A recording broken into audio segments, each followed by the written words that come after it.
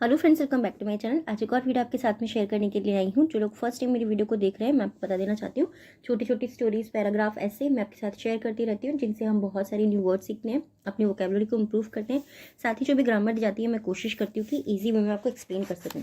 So yes, आज का हमारा टॉपिक होने वाला है विल पावर के ऊपर, और इसमें जितने भी सेंटेंस आपको देखने को मिलेंगे वो mostly present tense, past tense के रहने वाले हैं। स्टार्ट करते हैं रीडिंग और देखते हैं क्या है इसके अंदर। History is proof that the people who had great willpower achieved success in their life. History यानी कि इतिहास is proof, इतिहास में इस मीन्स है प्रूफ, यानी कि इतिहास गवाह है उस चीज़ का, या इतिहास में ये प्रमाण है दैट कि people who had great will power, people लोग हु हैड जिनमें थी का यूज़ हमने क्यों किया है, क्योंकि यहाँ पे हैड का यूज़ है। ग्रेट विल पावर जिनके अंदर प्रबल इच्छा शक्ति थी, अचीव्ड उन्होंने हासिल किया, सक्सेस उन्होंने सफलता को हासिल किया, in their life, in means में देयर लाइफ इनके उनके जीवन में। तो सेंटेंस को हम कैसे रीड करेंगे, इतिहास गवाह है या इतिहास में प्रमाण है कि जिन लोगों के अंदर प्रबल इच्छा शक्ति थी उन्होंने जीवन में सफलता को हासिल किया। सिंपल। इट स्टैंड्स, स्टैंड्स का मतलब क्या होता है, स्टैंड मीन्स होता है खड़े होना, बट स्टैंड्स का मतलब प्रतीक भी होता है। इट स्टैंड्स एज प्रूफ, यह एक प्रमाण की तरह खड़ा है, या यह एक प्रमाण का प्रतीक है दैट कि नो मैटर, चाहे जो हो, नो मैटर का मीनिंग होता है चाहे जो हो, how hard things got, how hard कितनी भी, थिंग्स गॉट कितनी भी, जो थिंग्स यानी कि चीज़ें हैं, गॉट मतलब मिले, कितनी भी कठिन चीज़ें मिले या कितनी भी खराब चीज़ें मिले, These people did not stop. These people, ये जो लोग थे, did not stop. Did not का यूज़ हम कहाँ पे करते हैं, पास्ट का, जब हमारा इंडेफिनिट टेंस का नेगेटिव सेंटेंस होता है तो डिड के साथ में हम नॉट लगाते हैं। तो इन लोगों ने कभी भी रुके नहीं, ये लोग कभी रुके नहीं। From getting there way, from getter यानी कि पाने के लिए, देयर वे उनका रास्ता पाने से वो कभी नहीं रुके। फर्स्टली, सबसे पहले, we take the example of the, we take हम लेते हैं, टेक यहाँ पे सिंपली यूज हुआ है तो ये हमारा प्रेजेंट का सेंटेंस हो गया। वी टेक हम लेते हैं, the example of the, example यानी कि उदाहरण लेते हैं, ऑफ द यानी कि का, of the father of nation, हम फादर ऑफ नेशन यानी कि राष्ट्र के पिता का उदाहरण लेते हैं। राष्ट्र के पिता कौन है, आप लोग सभी जानते होंगे, महात्मा गांधी उनको बोला जाता है। तो हम सबसे पहले राष्ट्र के पिता महात्मा गांधी का उदाहरण लेते हैं। This legendary figure is a great example of this proverb. This legendary figure, legendary यानी कि ये महान शख्सियत, इज मीन्स है अ ग्रेट एग्जाम्पल, एक महान उदाहरण है, ऑफ दिस प्रोवर्ब, इस प्रोवर्ब यानी कि इस कहावत का ये महान शख्सियत एक ग्रेट यानी कि एक महान उदाहरण है। Simple. Gandhi ji was bent upon, Gandhi ji was means थे, बेंट अपॉन क्या होता है, बेंट अपॉन मीन्स होता है किसी चीज के पीछे पड़े रहना या उस पर तुले रहना, ठीक है। फ्रीइंग इंडिया, तो Gandhi ji was bent upon, Gandhi जी जो है वो पड़े हुए थे या तुले हुए थे, फ्रीइंग इंडिया को मुक्त कराने में तुले हुए थे। From the shackles of British rules, from मतलब से, शेकल्स होता है बेड़ियों से, of the British rule, British नियम, रूल मतलब क्या होता है, नियम भी होता है, और रूल मीन्स शासन भी होता है, ठीक है।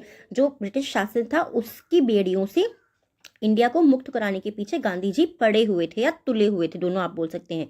वेंट अपॉन हमारा फ्रेजल वर्ब होता है। एंड और सो ही डिड, और ऐसा ही उन्होंने किया, ही डिड उन्होंने किया, कब किया, उन्होंने पास्ट में किया, इसीलिए हमने डिड का यूज किया, ठीक है। what made this possible, what made this possible, what made यानी कि उन्होंने कैसे किया, this possible ये कैसे संभव हुआ।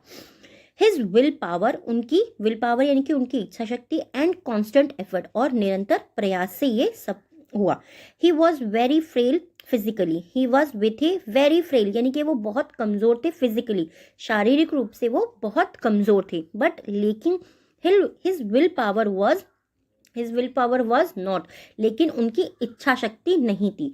इसका कहने का मतलब क्या है कि शारीरिक रूप से तो वो बहुत कमजोर थे, बट उनकी इच्छा शक्ति कमजोर नहीं थी। He choose the path of non violence, he choose उन्होंने चुना, द पाथ यानी कि उन्होंने रास्ता चुना, ऑफ नॉन वायलेंस उन्होंने अहिंसा का रास्ता चुना, and still manage to contribute to India freedom, and still और फिर भी, मैनेज यानी कि उन्होंने एक तरह से कामयाबी पाई है, वो उस चीज़ में निरंतर लगे रहे, टू कंट्रीब्यूट यानी कि सहयोग देने में, to India's freedom, India's freedom यानी कि भारत की स्वतंत्रता के में सहयोग बनने में उन्होंने वो कामयाब रहे। वो अहिंसा का उन्होंने रास्ता चुना, उसके बावजूद भी वो भारत की जो है आज़ादी थी उसको सहयोग देने में वो कामयाब रहे। नेक्स्ट अब आगे देखते हैं, we see the same iron will in Martin Luther king.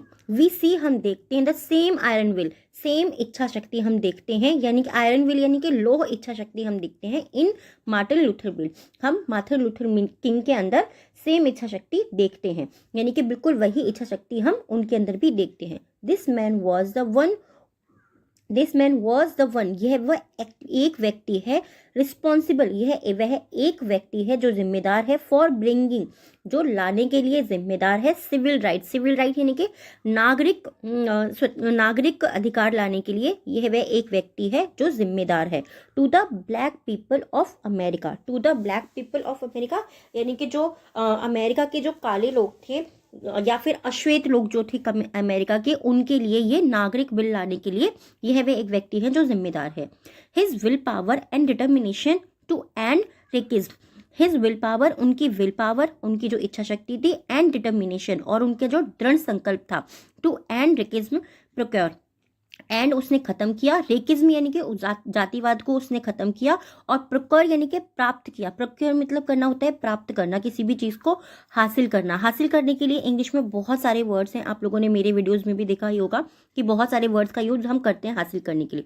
Procured fruitful result, procured यानी कि हासिल किया या फिर प्राप्त किया, फ्रूटफुल रिजल्ट, फ्रूटफुल यानी कि फलदायक परिणाम उन्होंने हासिल किया। It taught us, it taught us ये हमारा पास्ट का टेंस सेंटेंस हो गया सिंपल। इट टॉट ये सिखाता है, अस मीन्स हमें, यह हमें सिखाता है, दैट कि इवन इन जेल, जेल में भी he did not give up, he did not उन्होंने नहीं किया, गिव अप मतलब हार मानना। इट टॉट अस ये हमें सिखाता है कि जेल में भी he did not give up, उन्होंने हार नहीं मानी, he did not give up, give up means होता है हार मानना, गिव अप का मतलब यहाँ पर क्या हुआ, ये हमारा फ्रेजल वर्ब है, ठीक है। गिव अप मीन्स अब हार मानना, गिव मीन्स होता है देना, अप मीन्स होता है ऊपर, बट जब अब गिव अप एक साथ आता है तो वो जाता है हमारा फ्रेजल वर्ब। तो इन लोगों ने जेल में भी हार नहीं मानी। ही फॉट वो लड़े, यानी कि उन्होंने लड़ाई लड़ी, कंटिन्यूसली उन्होंने लगातार लड़ाई लड़ी, to achieve his dream, to achieve यानी कि हासिल करने के लिए, हिज ड्रीम उनके सपनों को हासिल करने के लिए उन्होंने लगातार लड़ाई लड़ी। आई होप ये जो टॉपिक है आपको पसंद आया होगा, बहुत ही इंपॉर्टेंट टॉपिक है, आप लोगों के अंदर भी ये चीज़ होनी चाहिए। और ये कैसा लगा है प्लीज़ मुझे कमेंट में ज़रूर बताइएगा। आज के 3 वर्ड्स हैं जिनसे आपको सेंटेंस बनाना है, कमेंट बॉक्स में लिखना है। प्लीज़ प्रैक्टिस ज़रूर किया कीजिए, क्योंकि प्रैक्टिस आपको ही करनी है, तभी आपको कोई भी चीज़ आएगी। फर्स्ट वर्ड जो है हमारा जिससे आपको सेंटेंस बनाना है वो है शेकल्स, शेकल्स यानी कि बेड़ियाँ। नेक्स्ट वर्ड है हमारा फ्रेल, फ्रेल यानी कि कमज़ोर। और थर्ड वर्ड है फ्रूटफुल, फ्रूटफुल यानी कि फलदायक, किसी भी चीज़ से जिसको आपको फ़ायदा हो रहा है, एक तरीके से फ़ायदा भी आप समझ सकते हैं या फलदायक, दोनों ही आप बोल सकते हैं। आज के 3 वर्ड हैं डिक्टेशन के, जो आपको ये भी कमेंट बॉक्स में लिखना है। फर्स्ट वर्ड है हमारा रेकेज, रेकेज। सेकेंड वर्ड है determination, determination. And third word है फिगर, फिगर। आई होप ये वीडियो आपको पसंद आई होगी, कैसी लगी प्लीज़ मुझे कमेंट में ज़रूर बताइएगा। Thanks for watching.